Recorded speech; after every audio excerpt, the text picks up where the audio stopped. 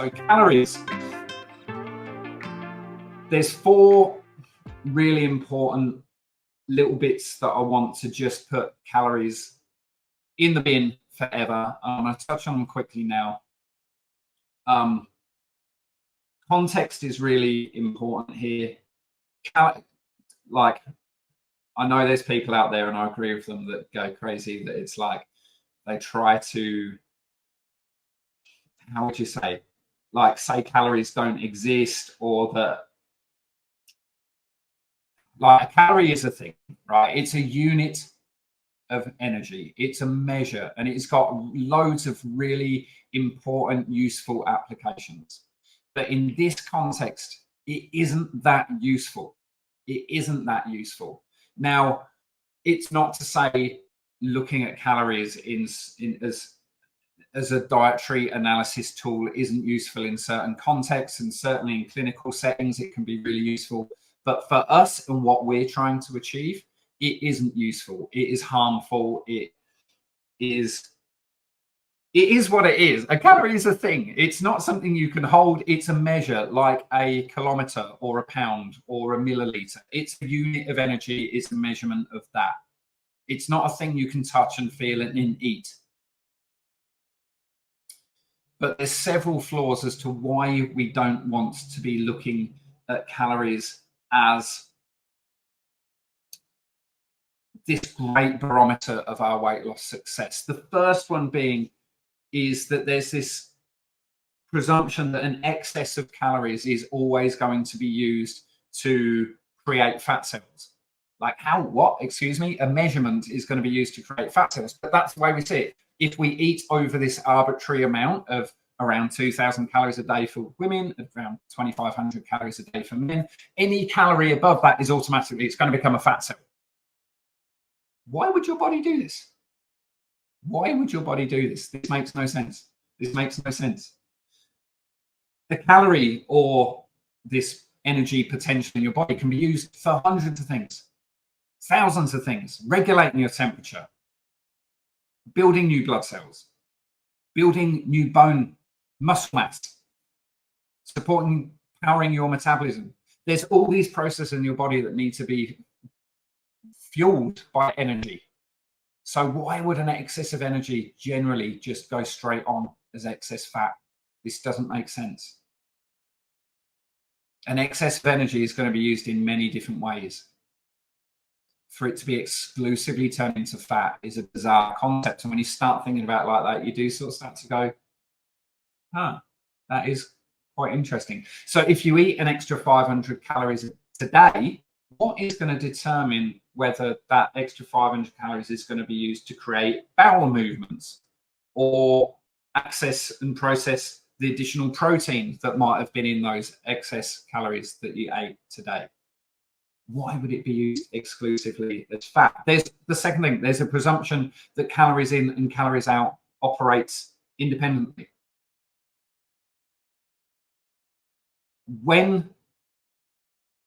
So the studies show that on any given day, your weight can fluctuate by a certain percentage. That can be half a kilo, 3/4 of a kilo, or more on any given day, up or down. And this is why in my coaching programs, I never suggest getting on the scales every day. Do it if you have to do it once a week. Measure the long term. Jamie, you're welcome to join us anytime that works for you. But the basis of this theory being that if you lower calories, you will lose weight. If you maintain calories, they'll stay stable. If you add more calories, you'll gain weight. Research shows us that when we lower calories consistently, our body will lower our calorie expenditure to match it. So I'm just playing with the screw. I don't know where I got that from. I'll put that now.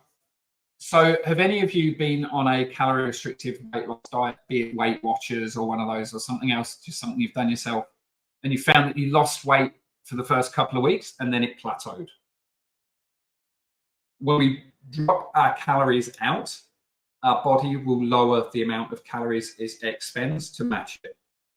The data, again, the studies will be below the replay. The data suggests this can take between 2 to 4 weeks, but it gets there. And guess what? It takes the body 2 to 4 weeks to slowly ramp it back up again. So then when you come off that calorie restrictive diet, you lose 5 pounds, 8 pounds over that 4-week period, let's say. And then you plateau for a couple of weeks and you go, I'm losing my motivation here. This isn't working. So then you start eating the old way again, but your calories out is still down here for 2 to 4 weeks, and you gain it all back again with a little bit of interest. This is why that happens.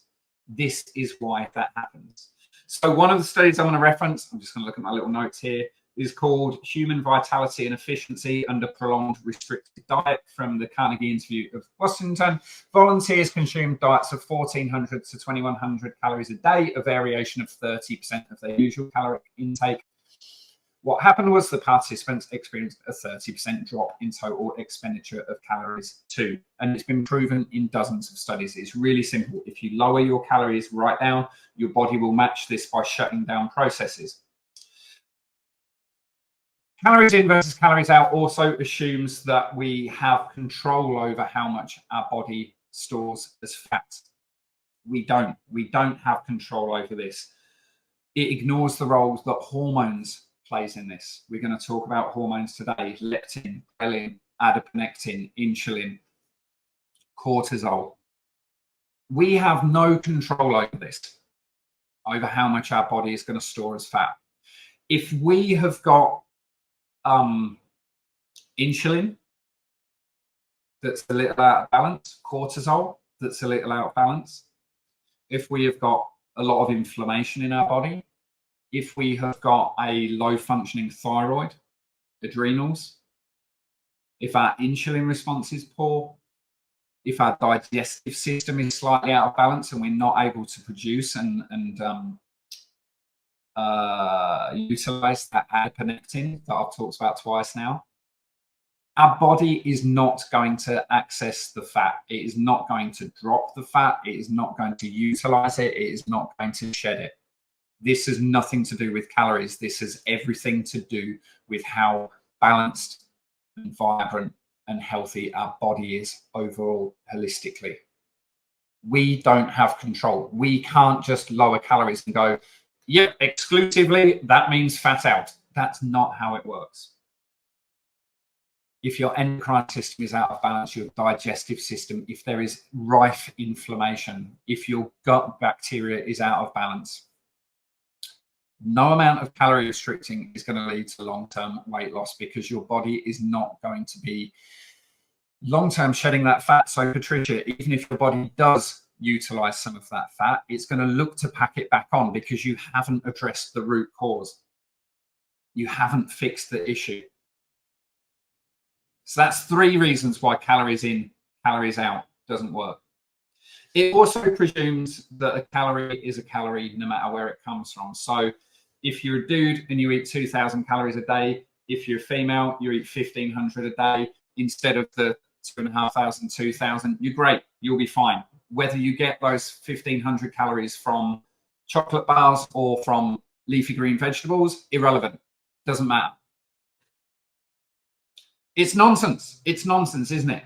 Of course, the calories that you've just had from a super large Starbucks with caramel syrup and cream and chocolate sprinkles is going to interact in your body differently than having a green juice.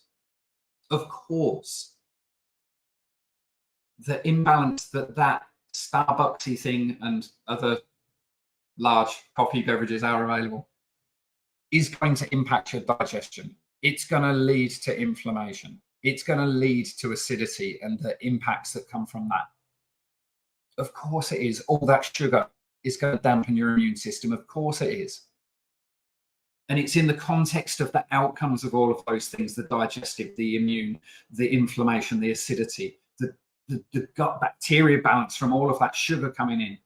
Is from the context of those things that the body is gaining weight, is creating visceral and subcutaneous fat cells, and it is clinging onto them for dear life. Again, when you put your body into abundance mode, we can let go of those fat cells. When we're in starvation mode, when we're out of balance, when our hormones are struggling, we are going to hold on to those fat cells for dear life.